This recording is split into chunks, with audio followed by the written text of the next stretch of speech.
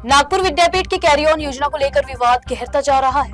Engineering छात्र के भविष्य से जुड़े इस मुद्दे को लेकर अब छात्र संगठन भी सड़कों पर उतरने की चेतावनी दे रही है। भारतीय जनता युवा मोर्चा ने कुलगुरु को तीसरी बार पत्र भेजकर तत्काल द्विपक्षीय परिषद बुलाने की मांग की है। नागपुर के राष्ट्रीय संत तुकडोजी महाराज विद्यापीठ में कैरी ऑन योजना अब विवादों के घेरे में है। इंजीनियरिंग छात्र के हित में लाई गई इस योजना को लेकर विश्वविद्यालय के अस्पष्ट रवैये ने हजारों विद्यार्थियों का भविष्य संकट में डाल दिया।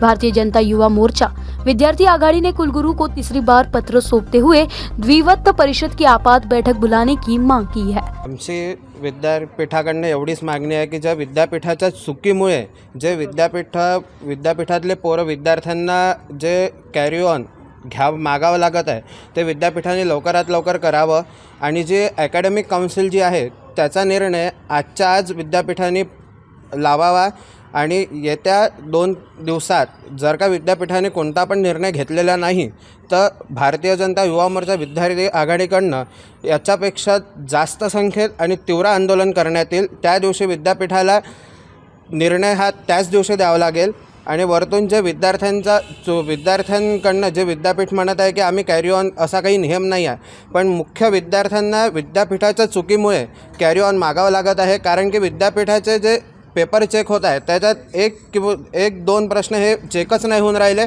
त्यामुळे विद्यापीठ हे विद्यार्थ्यांना नापास करत आहे। याचा सरळ प्रश्न की विद्यापीठ हे मुद्दामून करत आहे। कारण की मागच्या सिनेटमध्ये रिवॅलला जर का आपण पेपर टाकतो आहे तर त्याच्यासोबत बँक पासबुक मागितलं जात होतं।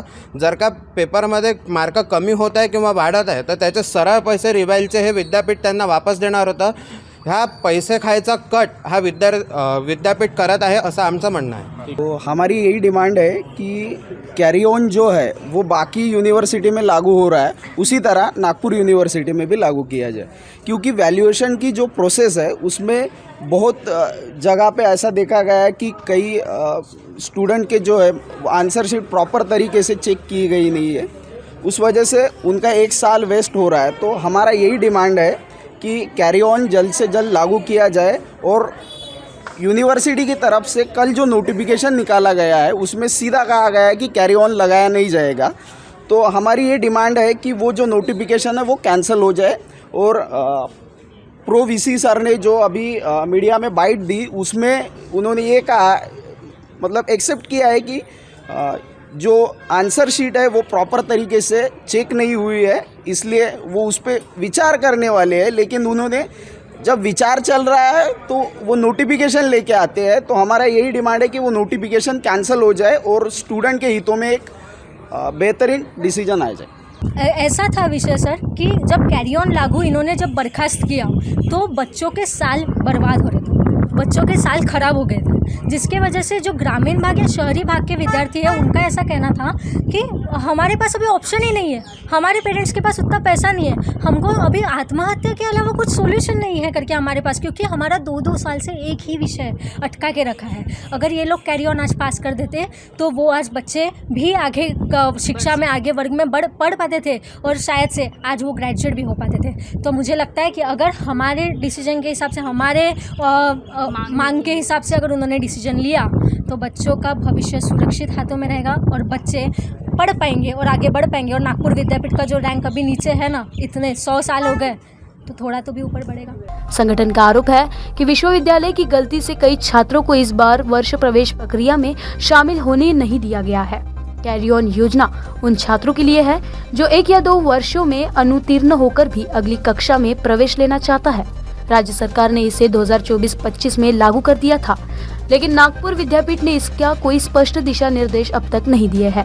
तर विद्यापीठाने अकॅडमिक काउन्सिलमध्ये हा जो विषय घेऊन ठेवलेला होता त्याच्यावरती या विषयावरती विद्यापीठाने अमान्य केलेला, याच्या मागचं कारण असं होतं की हा ॲक्च्युअली असं काही कॅरी ऑन हा काही कुठला नियम नाही आहे। जर विद्यार्थ्यांना परीक्षा संदर्भात एक असा एटीकेटी नियम असतो, एटीकेटीमध्ये त्या नियमामध्ये विशिष्ट 50% पेक्षा जर विद्यार्थी एक्झाम पास झाले असेल तर त्यांना पुढच्या टर्ममध्ये ॲडमिशन घेता येतं। परंतु हा विषय जो आहे कॅरी ऑन, या कॅरी ऑनमध्ये काय होतं की विद्यार्थ्यांना फर्स्ट सेमिस्टर किंवा सेकंड सेमिस्टरमध्ये फेल झाले असेल, थर्ड आणि फोर्थमध्ये समजा पास झाले असेल, तरी त्यांना फिफ्थमध्ये ॲडमिशन मिळत नाही, कारण त्यांना एटीकेटीच्या नियमात ते बसत नाही. पण त्यांना हा सरसकट कॅरी ऑन पाहिजे आहे. तर हा एक तसा खूप सिरियस विषय आहे. त्या अँगलनी मागच्या वर्षी एकाच वर्षासाठी एक एक्सपेरिमेंट म्हणून असा कॅरी ऑन दिला गेला होता. त्या अँगलने आता विद्यार्थ्यांना असं वाटायला लागलं की हा कॅरी ऑन हा एक नियमच झालेला आहे. त्याच्यामुळे प्रत्येक विद्यार्थ्यांना हा या नियमामध्ये कितीही विषय फेल झाले तरी पुढच्या वर्षी आपल्याला ॲडमिशन मिळतच राहणार आहे आणि आपला कुठंच टर्म लॉस होणार नाही. पण असा काही हा नियम नाही आहे. असा कुठल्या तरी विशिष्ट नियमाला घेऊन आपण त्याचा जर विचार केला, जसा काही एटीकेटी आहे, हा एटीकेटी सगळ्यांना माहिती आहे, परंतु जे एटीकेटीत बसत नाही अशासाठी हा कॅरी ऑनचा कुठंतरी एक विषय येतो आहे.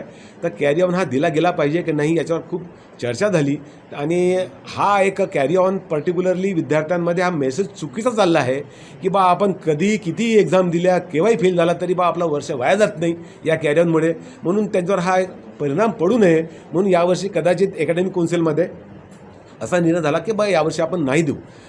त्या अँगलनी विद्यापीठाने एक सर्क्युलर पण काढला होता की यावर्षी कॅरी ऑनचा निर्णय हा अमान्य करण्यात आलेला आहे.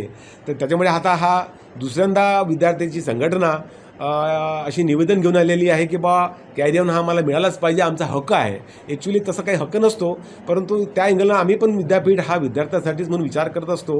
आणि मी यांना एक याद्वारे प्रॉमिस पण करू शकतो की आता आज तुमचे जे निवेदन आले आहे हे सगळे निवेदन घेऊन व्हाईस चान्सलरसोबत डिस्कशन करून हे एक अकॅडमिक कौन्सिलची इमर्जंट मिटिंग बोलवून त्या मिटिंगमध्ये हा पुनश्च विषय घेतला जाईल आणि अकॅडमिक कौन्सिलचा जो काही निर्णय होईल तो निर्णय अल्टिमेटली सगळ्या विद्यार्थ्यांना मान्य करावं लागेल. कारण अकॅडमिक कौन्सिल हे सुद्धा विद्यार्थ्यांच्या हिताचाच निर्णय घेत असते आणि या येणाऱ्या अकॅडमिक कौन्सिलच्या इमर्जंट मीटिंगमध्ये जो निर्णय होईल तो निर्णय विद्यार्थ्यांना मान्य करावा लागेल. इस स्थिति से नाराज छात्र संगठन ने चेतावनी दी कि अगर जल्द ठोस निर्णय नहीं हुआ तो वे आंदोलन करेंगे.